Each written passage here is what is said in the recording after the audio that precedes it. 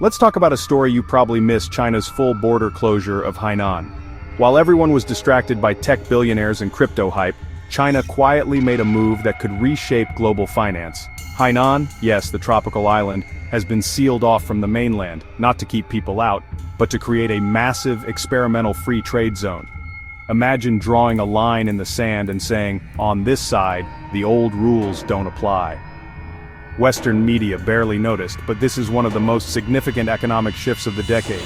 China is turning Hainan into a self-contained economic ecosystem with its own rules, customs, and financial systems. It's a laboratory for a new world order, one where the US dollar isn't the only game in town. This is China's strategic answer to decades of American economic dominance. The real action isn't in trade wars or tariffs. It's here, in Hainan. This is about who gets to write the global economy's instruction manual for the 21st century. Right now, China is grabbing the pen and starting to write. And what they're writing should make a few people in Washington, D.C. nervous. Or, let's be honest, very nervous. The future of money, borders, and rules is being tested on a tropical island, and it's a story you can't afford to ignore. Hainan used to be China's Florida, a vacation spot, not an economic powerhouse. Its claim to fame was being a special economic zone, but it was always overshadowed by places like Shenzhen. Now, China is transforming Hainan into a globally unique free trade port. This isn't just about lower taxes, it's about creating a whole new institutional framework. The entire island is a testing ground for policies that could reshape China, and maybe the world. Hainan is no longer just a piece on the board, it's becoming the board itself. The island's beaches are now the front line of a global economic contest. Underneath the palm trees, China is assembling a world-altering power source. Hainan is now the prologue to China's next chapter, one where it rewrites the global system. To understand Hainan, look at the US approach under Trump tariffs, trade wars, and economic isolation.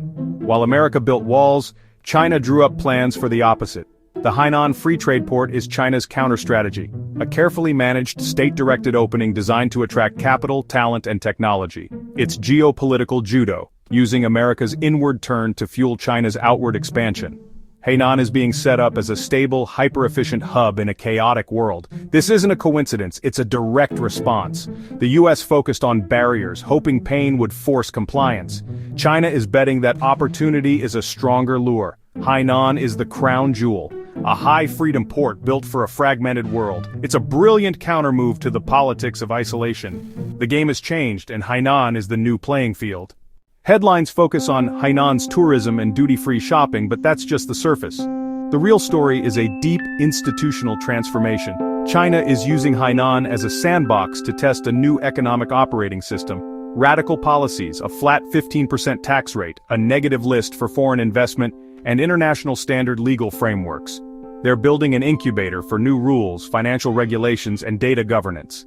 Intellectual property courts, freer data flows, and global standards, all tested here first. The shopping is just bait. The real revolution is in the laws and systems. Hainan is where China is solving its biggest challenges: currency internationalization, talent attraction, and global integration. It's not about better resorts. It's about a better system.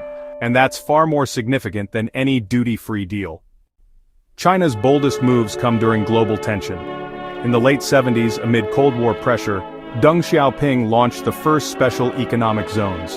During WTO accession debates, China quietly built its industrial base. The Hainan Free Trade Port fits this pattern. Announced during the US-China trade war, it's a hedge against American pressure. While Washington focused on tariffs, Beijing planned its next leap. Hainan is a strategic play, not a panicked reaction. China sees instability as opportunity, not threat. They use geopolitical noise as cover for transformation. So when tensions flare, look for the quiet foundational work.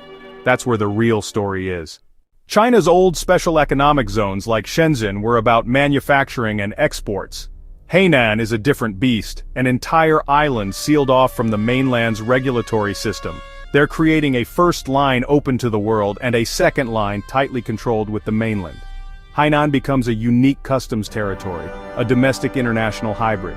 The focus has shifted from factories to high-end services, finance, tech, healthcare, data, education. The goal isn't to be the world's factory, but its boardroom and data hub, attracting R&D, financial headquarters, and analytics teams, not just assembly lines. It's a move from hardware to software, from production to institutional innovation. Success isn't just about wealth, but about making China's rules more influential. Hainan is the prototype for a new kind of economic sovereignty. It's deeper, more strategic, and more threatening to the old global order. This isn't just another SEZ, it's the blueprint for the future. Hainan's transformation is methodical, not overnight.